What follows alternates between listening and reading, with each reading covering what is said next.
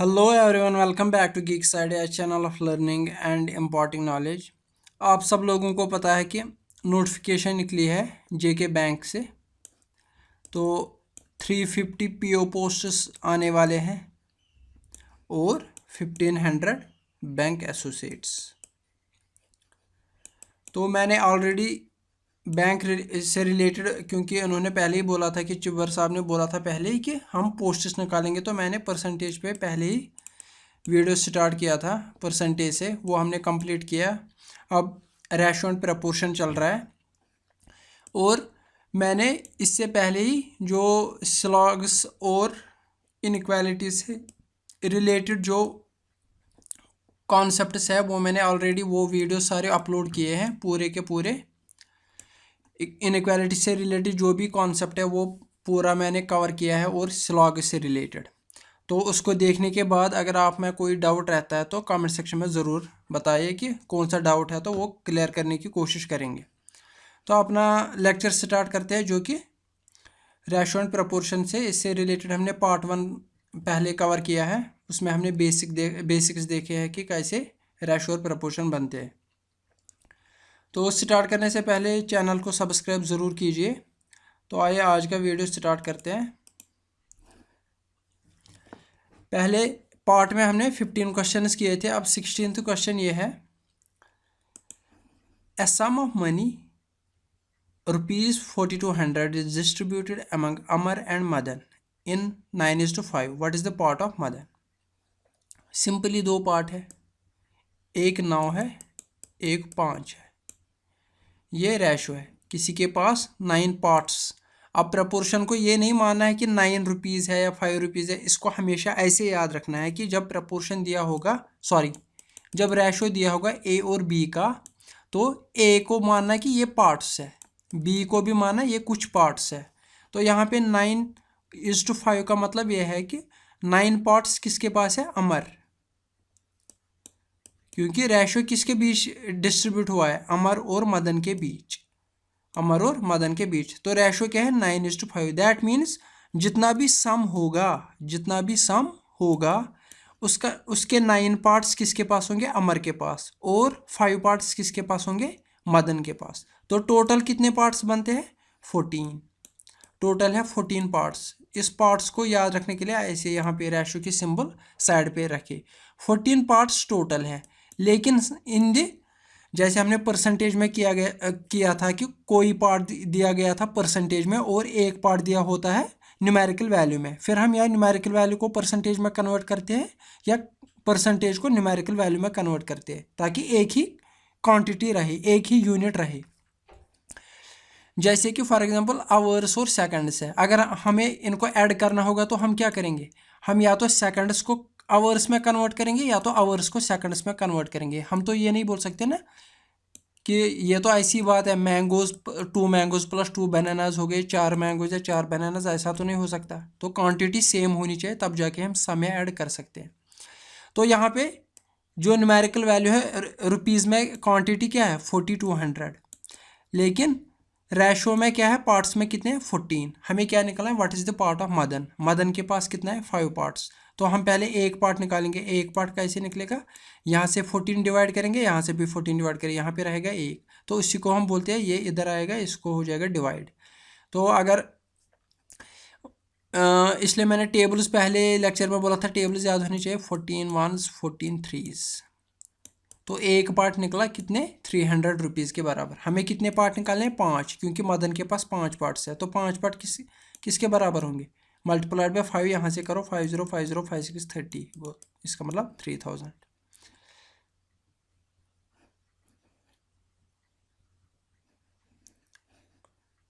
Sorry, 50 50 5 3 1500। तो hope आपको ये समझ आया होगा। यहाँ पे सिंपली ये समझाने में थोड़ा टाइम लगता है, वरना ये बहुत ही ईजी है। अगर डायरेक्टली करना होगा एग्जाम में, 9 और 5 कितने हो गए? 14 पार्ट्स है। 14 पार्ट्स टोटल है। टोटल कितना है न्यूमेरिकल वैल्यू में? 4200। जब काटेंगे 14 1 जा 14 3 जा 0 0। हमें कितने निकालने हैं? हमें निकालने हैं मदन के पार्ट, 5 पार्ट्स है। 5 3 15 0 0, ये हो गए आंसर। इसी तरह है question number 17। Madhuri Dixit and Sridevi invest together a sum of money 66300 in a mutual fund company in the ratio 4:9। माधुरी जी और श्रीदेवी जी ने कितने पार्ट्स इन्वेस्ट किए? पहले तो दो चीज़ें हैं, एक है न्यूमेरिकल वैल्यू, एक है रेशो में, जैसे परसेंटेज में दिया होता है। तो 4 और 9 कितने हो गए? 13 पार्ट्स। 13 पार्ट्स टोटल इन्वेस्ट किया है, लेकिन इसका न्यूमेरिकल वैल्यू क्या है? 66300। तो हम क्या निकालेंगे? हम निकालेंगे पहले एक पार्ट का वैल्यू। एक पार्ट का वैल्यू 6 5 ज़ा 13 5 ज़ा 65, 13 1 ज़ा 13, 13 0 13 0। तो एक पार्ट का वैल्यू कितना निकला? 5100। हमें क्या निकला? What is the sum of money invested by Madhuri. Madhuri ji ने कितना किया इन्वेस्ट? पहला नाम माधुरी का है तो पहला वैल्यू माधुरी का। 4 पार्ट्स माधुरी ने किए तो 40 40 4 ज़ा 4 4 5 ज़ा 20 20400। ये है आंसर। होप आपको समझ आ रहा है। फास्टेस्ट है और आसान है। थोड़ा लिख रहा हूँ मैं यहाँ पे, वरना इसको लिखने की भी ज़रूरत, इतना मुझे लिखने की ज़रूरत। मैं एग्जामिनेशन में ये नहीं काटूंगा 13 1 ज़ा 13 4 ज़ा, सीधे पता चलेगा 13 1 ज़ा 13 5 ज़ा। ये सारा दिमाग में करना है। फिर ज़्यादा से ज़्यादा कहीं पे यहाँ पे भी ज़्यादा से ज़्यादा मुझे 5100 लिखने की ज़रूरत है। फिर 4 से आसानी से मल्टीपल मन में होगा। क्वेश्चन नंबर 18 है, if a sum of 4410 is distributed among Sunny Bobby Dharmendra in ratio 378। 3 इंसान है, सनी बॉबी धर्मेंद्र, इनके बीच कोई सम 4410 डिस्ट्रीब्यूट किया गया है। रेशो क्या दिया हुआ है? 378 respectively. What is the part of Sunny? Simply पहले करेंगे रेशो में कितने पार्ट्स है? 7 और 3 10, 10 और 8 18। तो रेशो में कितने पार्ट्स है? 18 पार्ट्स। लेकिन टोटल कितना है? 4410। 4410 हमें क्या निकाला है? What is the part of Sunny? What is the part of Sunny? तो हम क्या करेंगे?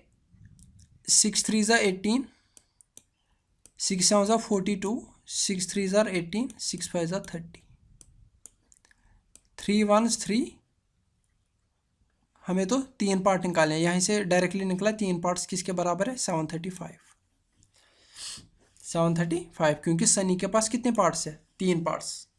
तो मैंने 6 से काट के इसको 3 बनाया, तो और यहाँ से 735 तो डायरेक्टली बन गया। ये चीज़ें ध्यान में रखनी होती है एग्जामिनेशन में, क्योंकि अगर हम यहाँ पे भी 1 से निकालते तो 1 करने की ज़रूरत क्या थी? जब 6 से कट रहा था 3 बन रहा था, तो सिंपल सी बात है। इसमें टेबल जितना मल्टीप्लिकेशन टेबल जितना याद होंगे, कम से कम 30 तक तो याद होने चाहिए, उससे आपका ही फ़ायदा होगा। वरना आप बोलोगे हम खुद करेंगे, मल्टीप्लिकेशन टेबल आसान है, 20 मल्टीप्लाइड बाय 25 करूँगा मैं खुद ही वहाँ पे, ये आसान है। लेकिन अगर याद ही होगा तो कुछ लिखने सोचने की ज़रूरत ही नहीं है। याद रहने का यही फ़ायदा होता है।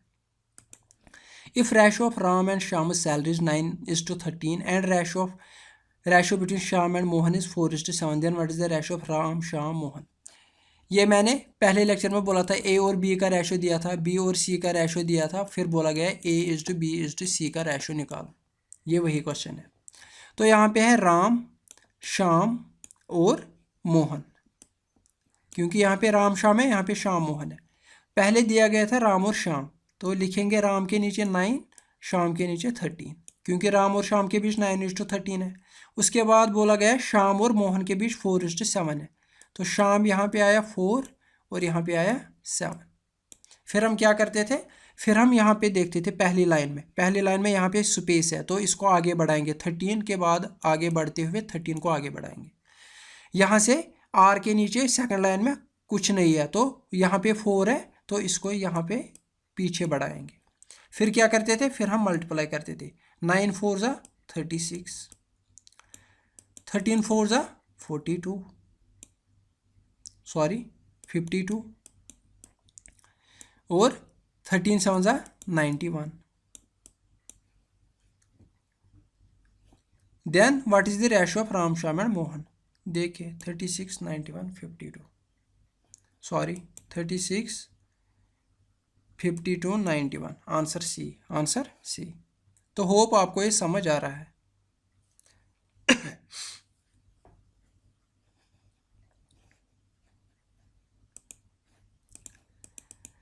आगे बढ़ते हैं। If the ratio of income of Sachin and Dravid Ganguly and Sachin and Dravid, Dravid and Ganguly, Ganguly and Anil. ये ऐसा ही क्वेश्चन है जो पहले दिया गया था। यहाँ पे करते हैं। पहले दिया है सचिन, फिर दिया है द्रविड, फिर है द्रविड एंड गांगुली, तो ऐसे, फिर है गांगुली एंड अनिल, फिर है ऐसे। यानी कि 4 बंदे, इनके आपस में रेशोज है। पहला है सचिन एंड द्रविड। सचिन और द्रविड के बीच क्या है रेशो? 1:2, जैसे हम लिखते हैं वैसे। फिर है द्रविड और गांगुली। द्रविड और गांगुली कैसा है? 2:3। फिर है, यहाँ पे थोड़ा मैंने एक गलत तरीके से लिखा है,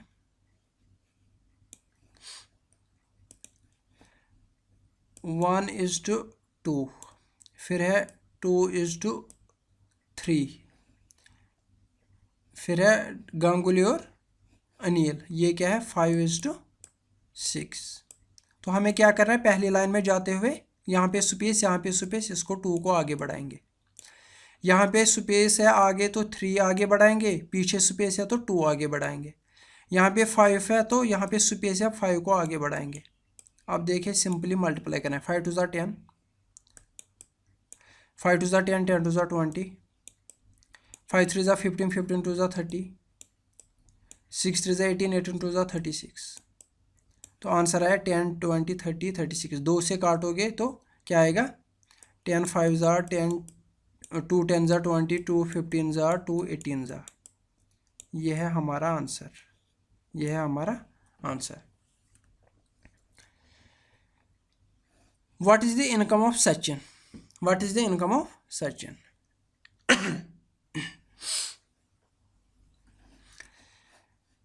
टोटल इनके पास जो सम है वो कितना है? 9600। तो हमारा जो रेशो इनके बीच निकला वो क्या निकला? 5 10 15 18।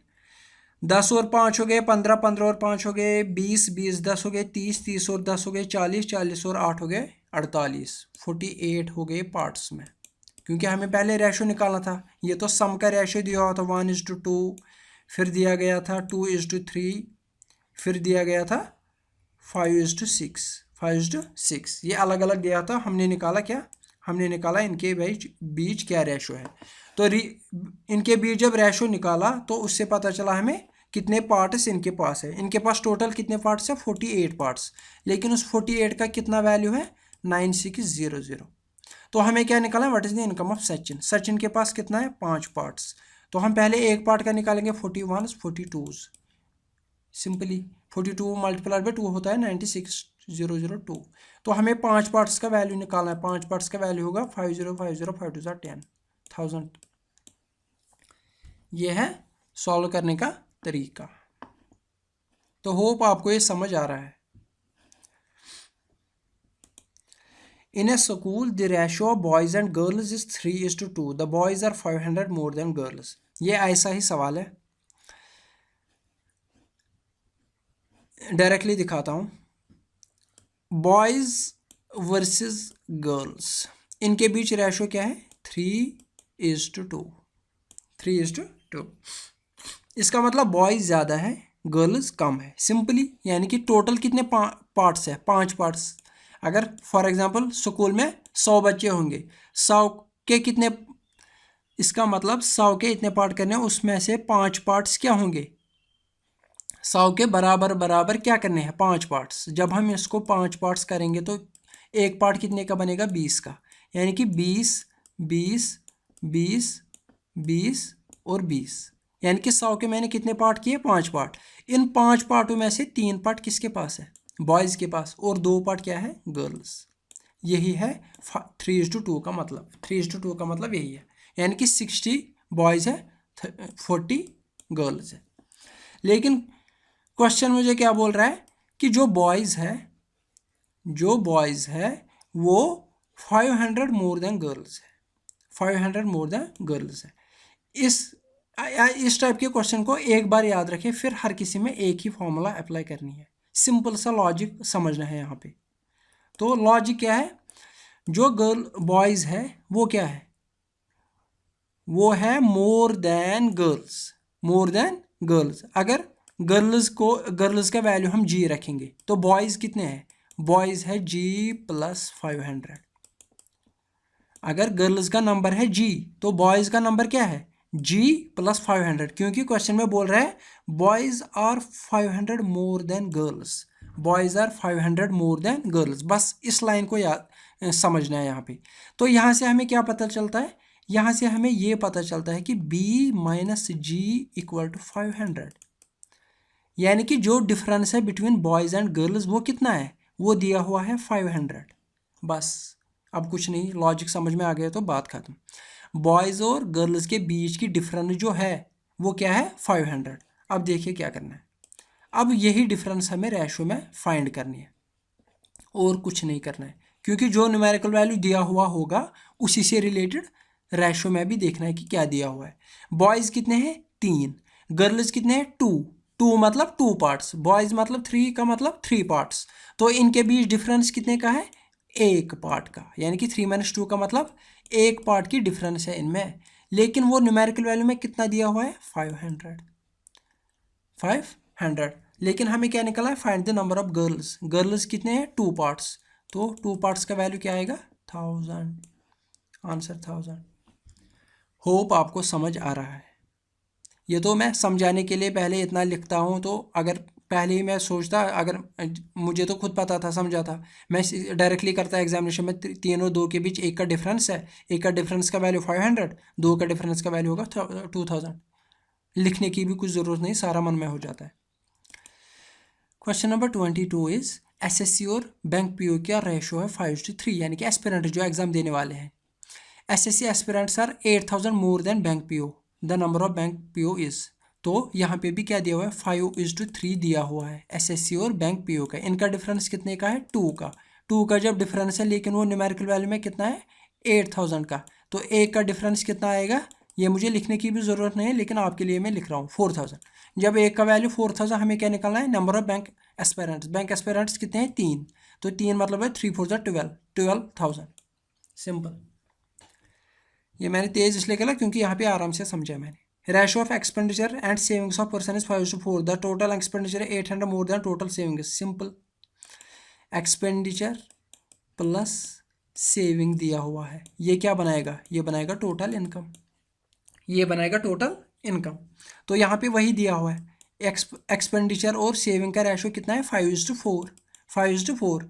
लेकिन बंदा बोल रहा है if total expenditure is 800 more than total savings, यानी कि एक्सपेंडिचर और सेविंग्स के बीच की डिफरेंस कितनी है 800 की, 800 की, यानी कि टोटल एक्सपेंडिचर जो हो रहा है वो कितना ज़्यादा है सेविंग से 800 ज़्यादा है, 800 ज़्यादा है। तो डिफरेंस इनके बीच कितनी है, एक की डिफरेंस, यानी कि एक पार्ट की डिफरेंस 800 के बराबर है। तो then total saving then his income is, उसकी इनकम कितनी है, इनकम किसके बराबर होती है एक्सपेंडिचर प्लस सेविंग, जितना मैं खर्चा करूंगा और जितना मैं बचाऊंगा उन दोनों को मिला के इनकम आ जाती है। तो इनकम कितनी है पार्ट्स में 5 + 4 9, 9 पार्ट्स की वैल्यू क्या होगी 9 × 72, 7200।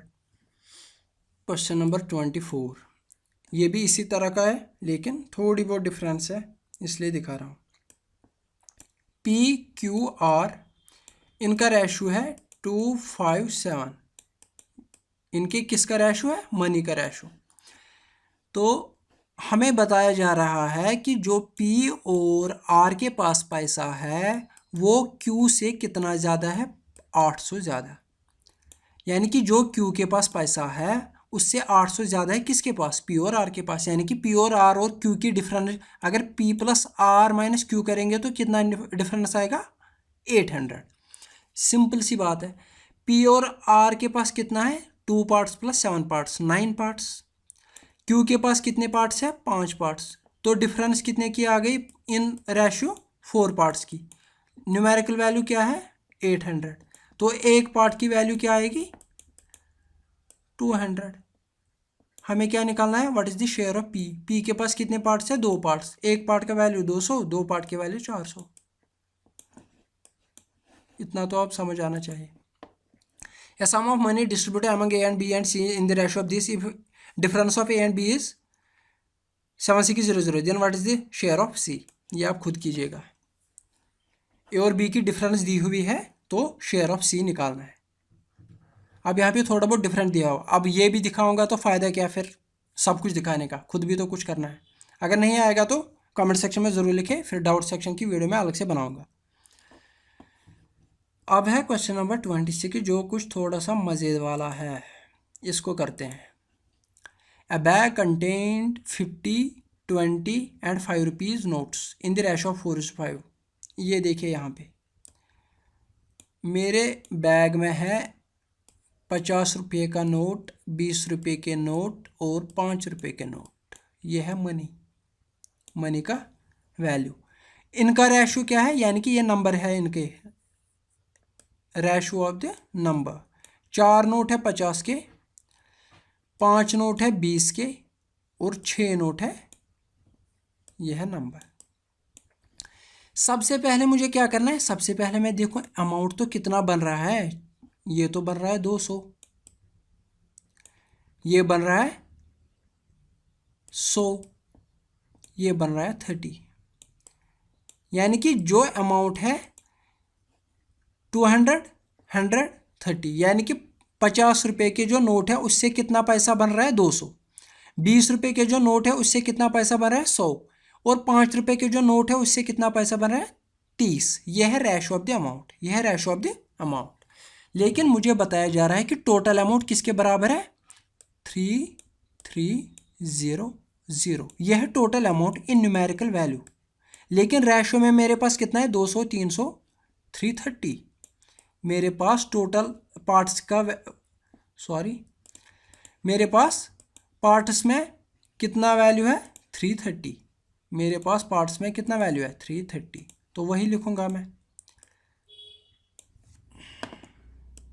330। यह है किसका वैल्यू, पार्ट्स का, यह है न्यूमेरिकल वैल्यू, यह हो गया पार्ट्स का वैल्यू। अब मैं क्या करूं, मुझे पहले एक पार्ट का वैल्यू निकालना है। 0 काट, 31 दूर से दिख रहा है कि एक पार्ट का वैल्यू निकलेगा 10 रुपीज़।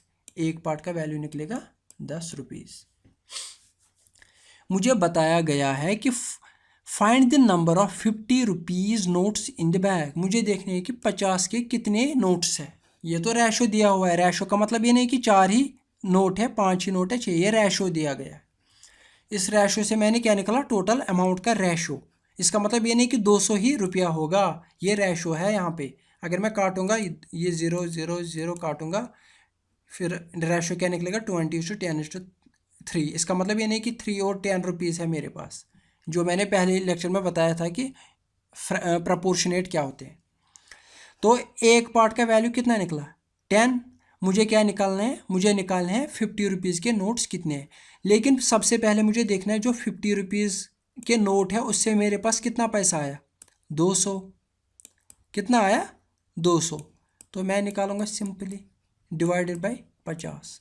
मेरे पास 200 रुपया है इन पार्ट्स। यहाँ पे 200 की वैल्यू पहले मैं निकालूंगा।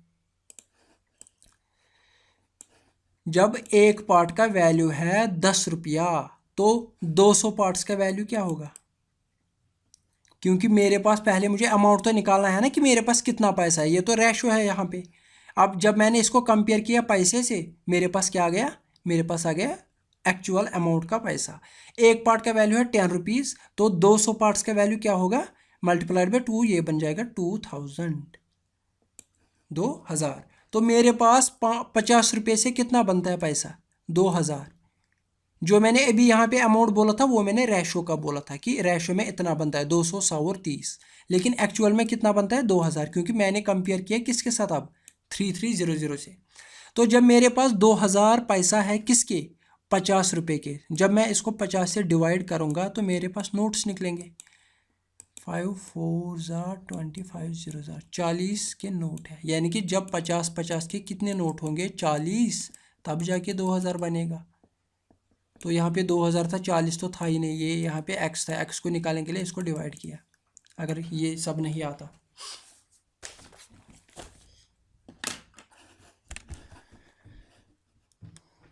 गाइज अब करते हैं क्वेश्चन नंबर 27, जो कि 26 से ही रिलेटेड है, ताकि आपको फिर से अच्छे से समझ आए।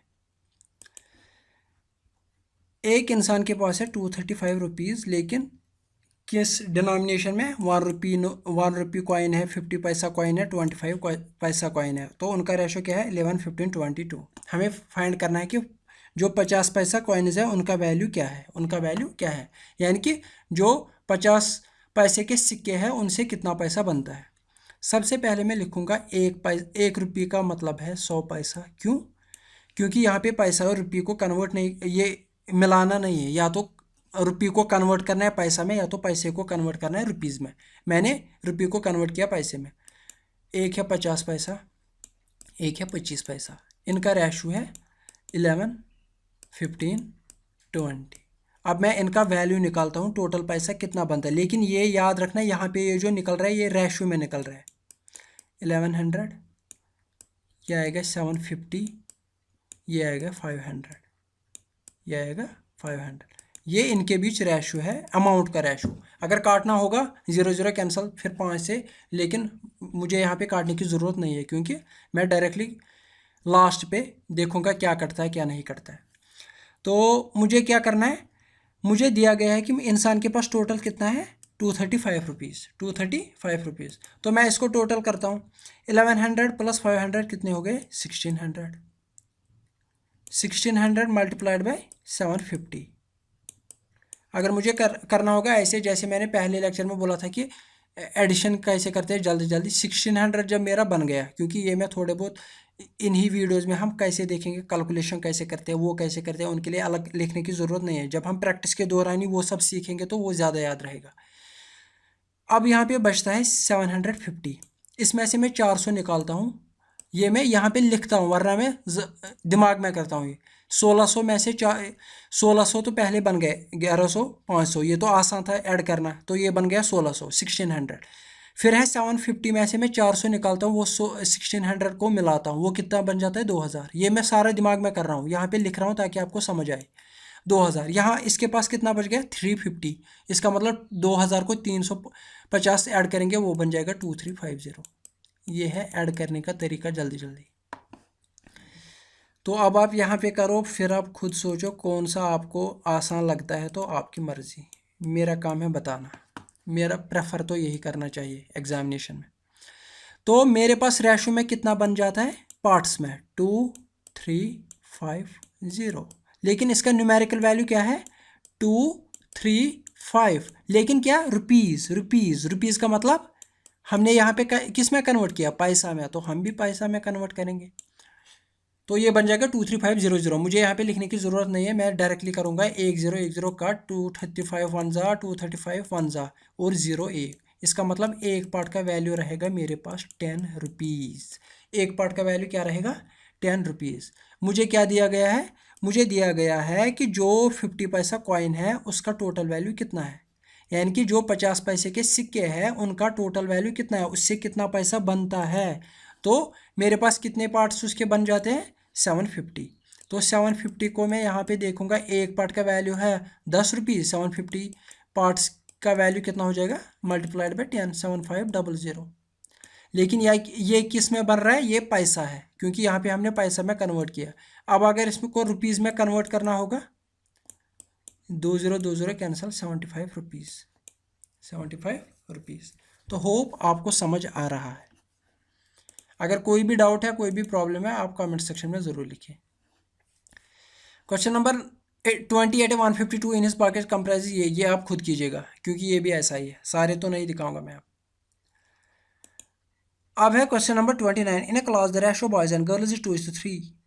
If 10 boys and 10 girls enrolled as new students, then the ratio becomes 4:5. Find the number of girls in the class. अब ये दूसरे टाइप का क्वेश्चन है, यहाँ पे ध्यान रखना है। बॉयज़ वर्सेस गर्ल्स, ये तो आपको समझ आ रहा है कि बॉयज़ और गर्ल्स जो भी थे उनका रेशो था 2:3, 2:3।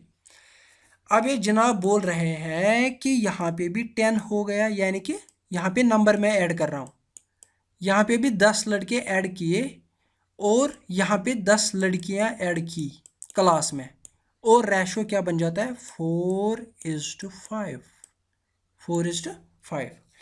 यानी कि नंबर में कितना ऐड किया, 10, यहाँ से भी 10 ऐड किया, यहाँ से भी 10 ऐड किया, यहाँ से भी 10 ऐड किया। अगर आप नोटिस करोगे तो अगर आप देखोगे 3 से 5 बन गया रेशो में, मैं रेशो की बात कर रहा हूँ। अब यहाँ पे ध्यान रखना है, अब यहाँ पे ध्यान रखना है, ये है रेशो, ये 10 और 10 ये है नंबर। 3 से बन गया 5, गर्ल्स बन जाती है रेशो में, यानी कि पार्ट्स में पहले 3 थे, अब कितने पार्ट्स बन गए? 5 पार्ट्स। तो डिफरेंस कितने की आई? 2 की। यहाँ पहले बॉयज़ थे 2, तो बॉयज़ कितने बन गए? अब 4, डिफरेंस कितने की आई? 2 की। यानी कि दोनों साइड से 2 की डिफरेंस आ रही है, मगर किस में? पार्ट्स में। लेकिन हमें पता है नंबर में कितना ऐड हो गया, यहाँ से भी 10 हो गया, यहाँ से भी 10 हो गए। इसका मतलब 2 पार्ट्स का वैल्यू है 10, 2 पार्ट्स का वैल्यू है 10। चाहे हम बॉयज़ में देख ले, चाहे हम गर्ल्स में देख ले, क्योंकि बोथ साइड 10-10 ऐड कर रहे हैं। जब बोथ साइड 10-10 ऐड कर रहे हैं तो रेशो में भी 2-2 का ऐड हो रहा है। समझ आ रहा हो या ना हो मुझे बताइए कमेंट सेक्शन में। तो जब 2 पार्ट्स का वैल्यू 10 हो गया तो एक पार्ट का वैल्यू 5 निकलेगा। जब एक पार्ट का वैल्यू 5 निकलेगा, हमें बोला गया find the number of girls in the class. Girls कितनी है? 5 पार्ट, तो 5 पार्ट का वैल्यू क्या होगा? 25। सिंपल सी बात है, 25। होप आपको समझ आ रहा है। The ratio of area of two spheres is 25:36, then what is the ratio of volume? पहले ये याद रखिए, वॉल्यूम किसके बराबर होता है? 4/3 पाई आर क्यूब, यह है वॉल्यूम। और एरिया जो होता है वो किसके बराबर होता है? एरिया होता है सरफेस एरिया, मतलब 4 पाई आर स्क्वायर। यह है फार्मूला, यह है फार्मूला। हमें बताया गया है जो रेशो ऑफ एरियाज है, 2 सर्कल है, एक का एरिया है A1, दूसरे का एरिया है A2। जब हम इनका रेशियो निकालते हैं 4 पाई आर स्क्वायर, दोनों का, इसका रेशियो होगा R1, इसका रेशियो होगा R2। 4 पाई तो कैंसिल हो जाएगा, क्योंकि ये जनाब कांस्टेंट है। ऊपर रह जाता है R1 square by R2 square. इसका मतलब हमें जो रेशियो यहाँ पे दिया गया है वो किसका रेशियो होगा? उससे निकलेगा किसका? रेडियस का ratio. R1 square divided by R2 square किसके बराबर है? 25 डिवाइड बाई 36। अगर हम ऐसे करेंगे R1 डिवाइडेड बाई R2, एक ही स्क्वायर रखेंगे, वो किसके बराबर आएगा? 25 डिवाइडेड बाई 36। तो इस स्क्वायर को यहाँ पे लेके या R1 R2 का वैल्यू निकालने के लिए इसको स्क्वायर रूट करेंगे। जब स्क्वायर रूट करेंगे R1 डिवाइड बाई R2 किसके बराबर आएगा? स्क्वायर तो याद ही होगा, 25 का स्क्वायर है 5, 36 का स्क्वायर है 6। इसका मतलब R1 बाई R2 किसके बराबर निकलता है? 5/6। अब हमें क्या बोला गया है? Then what is the ratio of its volume. अब वॉल्यूम निकालिए। रेशो तो जब अब ये याद रखिए, रेडियस का रेशो क्या निकला हमें? 5/6। जब रेडियस का वैल्यू निकला क्या? 5/6, 5/6। अब हमें क्या बोल रहा है? आपको वॉल्यूम का रेशो निकालना है। देखो रेशो किसके बराबर होता है? 4/3 पाई आर क्यूब। पहले स्फीयर का R1 रखते हैं, दूसरे का रखते हैं R2। 4/3 पाई आर क्यूब, यह है R2 का क्यूब। 4/3 पाई कैंसिल होगा, क्यों? क्योंकि ये कांस्टेंट है। तो रेशो किसका निकलेगा? R1 cube divide by R2 cube. ये मैं यहाँ पे डिटेल में इसलिए दिखा रहा हूँ ताकि आपको एक बार कॉन्सेप्ट समझ में आए। फिर आपको सिर्फ याद रखना है, जब एरिया या वॉल्यूम का रेशो निकाला जाएगा तो कांस्टेंट टर्म जो भी होगा वो कैंसिल हो जाती है, तो सिर्फ स्फीयर में क्या रह जाएगा? रेडियस।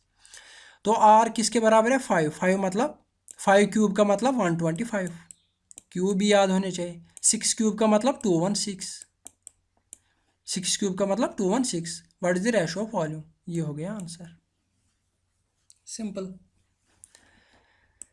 इसी तरह है ये जनाब, द रेशो।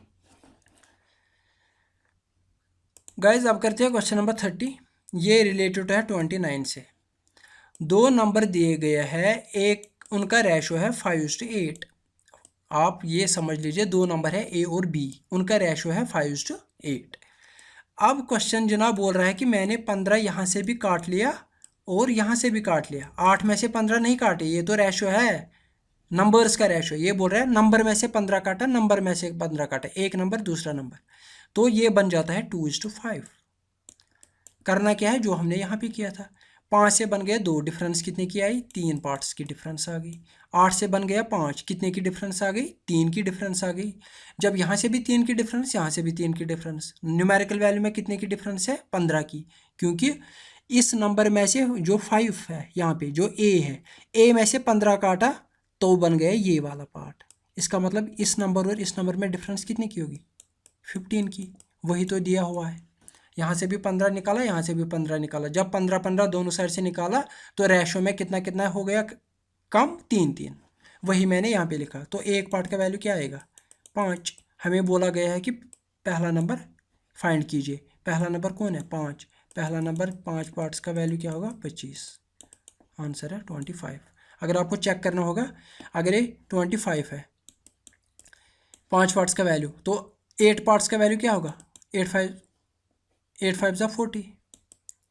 अब इसमें से 15 निकालिए, इसमें से 15 निकालिए, ये बन जाएगा 10 और ये बन जाएगा 40 में से 15 निकला तो 25। अब यहाँ पे काटे 5 5 ज़ा 5 8 ज़ा, यहाँ से काटे 5 2 ज़ा 5 5 ज़ा, 2:5 बन गया, 5:8 था। तो चेक भी हो गया यहाँ पे। अगर आपको कोई डाउट होता तो। Question number 23, what is the ratio volume of ball if it's area ratio is this. ये मैंने अभी दिखाया, ये खुद कीजिएगा। जब मैंने स्फीयर का दिखाया, ये वही क्वेश्चन है, ये आप ट्राई कीजिए। If the ratio volume of 2 spheres is this, what is the ratio of area. अब यहाँ पे पहले वॉल्यूम्स का दिया हुआ, आपको क्या निकलेगा? आपको निकलेगा R1 cube divided by R2 cube. Cube root दिया हुआ होगा तो आपको निकालना है R1 बाई R2। कैसे निकालोगे? ऐसे निकालोगे। क्यूब रूट का वैल्यू निकालना है। क्यूब रूट क्या दिया हुआ है? 343 डिवाइडेड बाई 125। यह है 5 का क्यूब, यह है 7 का क्यूब। बाकी आप खुद कीजिए।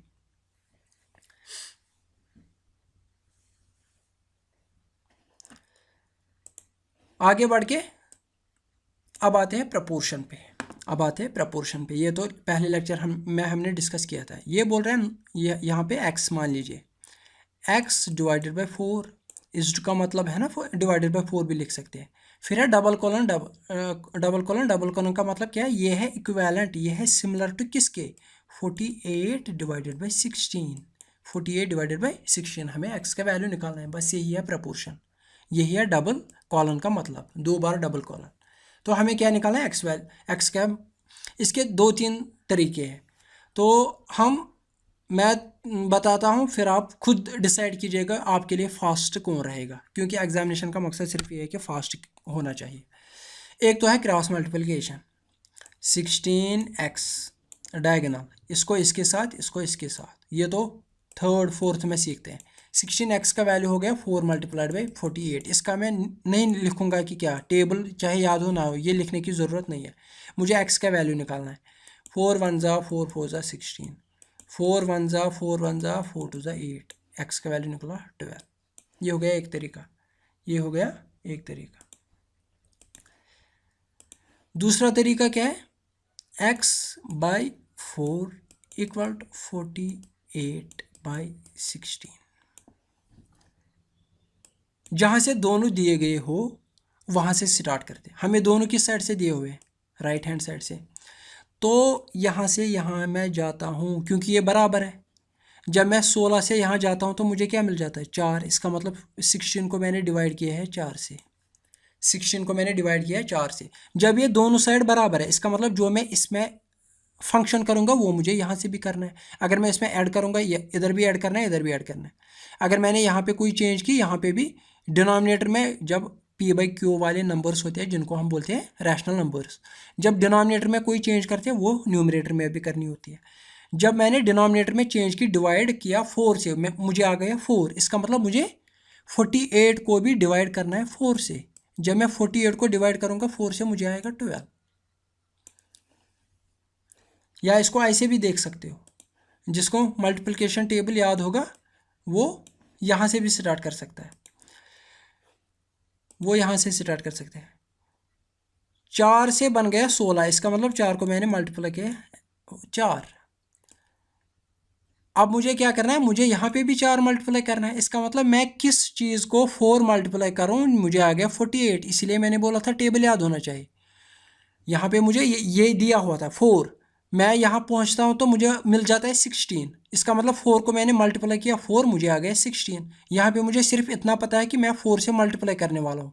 किसको करूँ ताकि मुझे 48 मिल जाए? तो मैं 12 को करूँगा। 4 ज़ार 8, 4 ज़ार 4। तो ये भी एक तरीका है करने का। अब आप खुद डिसाइड कीजिए कैसे करना है, कैसे करना है। एक ऐसे भी कर सकते हो जल्दी जल्दी। x divided by 4 equal to 48 divided by 16। मुझे किसका वैल्यू निकालना है? x का। यहाँ पे लेकिन मुझे 4 नहीं चाहिए। इसका मतलब मैं यहाँ से मल्टीप्लाई 4 करूँगा, 4 और 4 कैंसिल करूँगा। जब मैंने यहाँ से मल्टीप्लाई किया यहाँ से भी करना है। इक्वल टू साइन का मतलब क्या है? इक्वल टू साइन का मतलब है अगर मैं लेफ्ट हैंड साइड पे कोई ऑपरेशन करूँ, मुझे राइट हैंड साइड भी ऑपरेशन करनी है, वरना वो इक्वल टू नहीं रहेगा ना। अगर मैंने फॉर एग्जांपल मुझे दिया गया था x बाई 4 इक्वल टू 48/16। जब मैंने 4 को मल्टीप्लाई किया, इसका मतलब मैंने इक्वालिटी की साइन को वायलेशन की। ये वायलेशन हटाने के लिए मैं वही ऑपरेशन यहाँ से भी करता हूँ। यहाँ से मल्टीप्लाई किया, यहाँ से भी करना है। तो मैंने 4 मल्टीप्लाई इसलिए किया ताकि यहाँ पे खाली x रह जाए। लेकिन इस चेंज को ख़त्म करने के लिए मैंने यहाँ से भी 4 को मल्टीप्लाई किया। 4 वन ज़ा 4, 4 ज़ा 4 वन ज़ा 4, 12 ज़ा। ये क्रॉस मल्टीप्लिकेशन से रिलेटेड है। तो होप आपको तीनों मेथड्स देखे हैं। अब आप खुद डिसाइड कीजिए कौन सा आपके लिए आसान है। मेरे लिए आसान वो है जिसको टेबल याद होगा। अब देखिए ये 10 डिवाइडेड बाई एक्स किसके बराबर रखना है? 24 डिवाइड बाई 36। 24 divide by 36। अब ये यहाँ से देखिए 10 को मैंने मल्टीप्लाई किया, कुछ मुझे आ गया 24, मुझे आ गया 24। एक तरीका ये है। तो x का वैल्यू क्या आएगा मुझे? ये यहाँ पे इस वाला x है, नहीं कन्फ्यूजन होगा आप लोगों का इससे।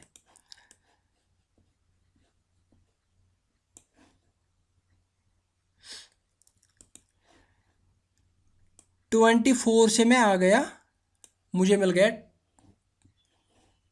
आप ऐसे याद रखो 10 को मैं कुछ मल्टीप्लाई करता हूँ, a से मल्टीप्लाई करता हूँ, मुझे मिल जाता है 24। 10 को मैंने कुछ मल्टीप्लाई किया, मुझे आ गया 24। इसका मतलब a का वैल्यू आएगा 24 डिवाइड बाई 10। ये मैं डायरेक्टली बता सकता था लेकिन मैंने सोचा आपको कन्फ्यूजन होगा। तो यहाँ पे देखिए 10 को अगर मैं मल्टीप्लाई करूँगा 24 डिवाइड बाई 10, जब नहीं कटता होगा ना तो ऐसे ही करना चाहिए। ऐसा कोई मल्टीपल करना होता है ताकि ऊपर वाला नीचे वाला कटे और यहाँ पे सिर्फ ये रहे। 24 बच गया। इसका मतलब 10 को मैंने मल्टीप्लाई किया किससे? 24 डिवाइडेड बाई 10 से। इसका मतलब x को भी क्या करना होगा? Multiply 24 multiplied by divide by 10 से।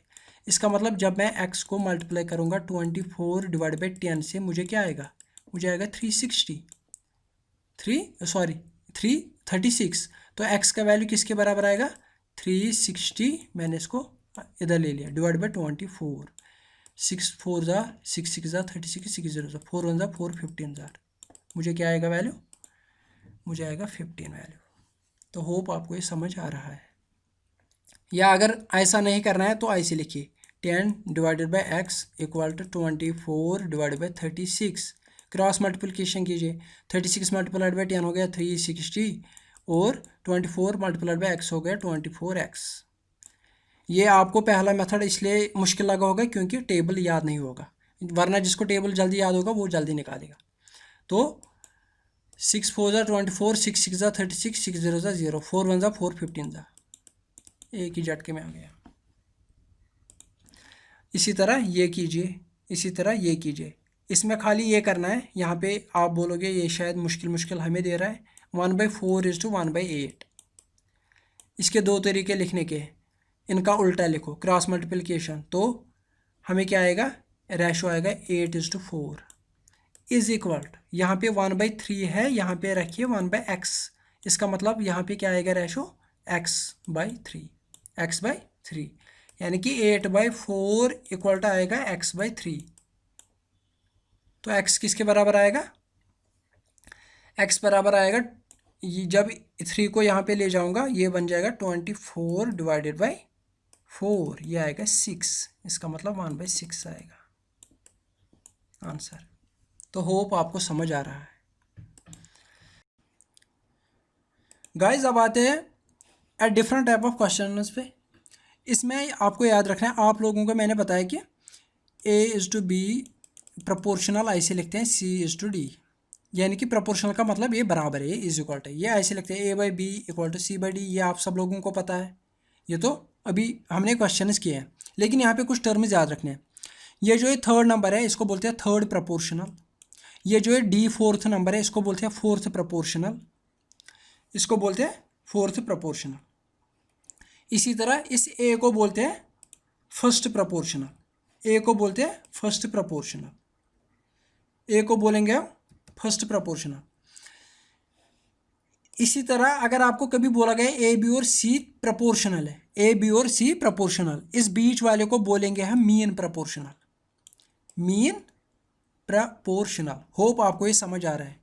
ए is to B is to C is to D, इसको बोलेंगे फोर्थ प्रोपोर्शनल, इसको बोलेंगे थर्ड प्रोपोर्शनल, इसको बोलेंगे फर्स्ट प्रोपोर्शनल।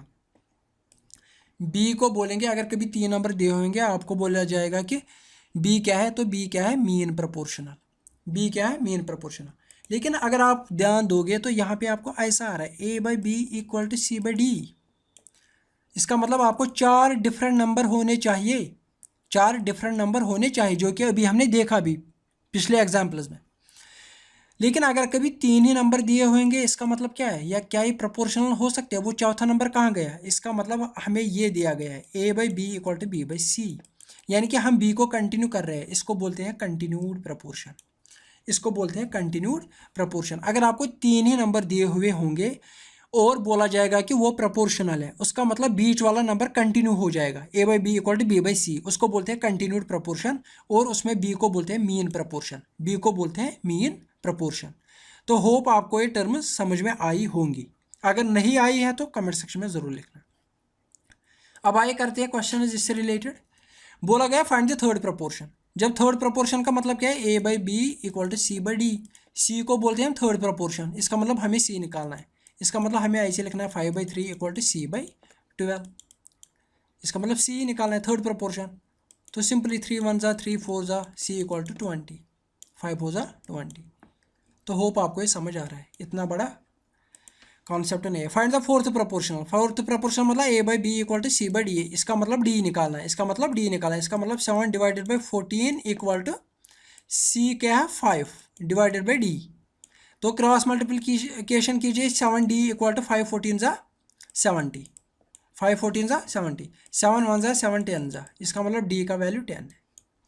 अगर चेक भी करना होगा तो आप कर सकते हैं, 7 डिवाइडेड बाई 14 इक्वल टू क्या है 5 डिवाइडेड बाई 10, ये हो गया 5 1 जा 5 2 जा, ये हो गया 7 1 जा 7 2 जा, 1/2 दोनों तरफ से।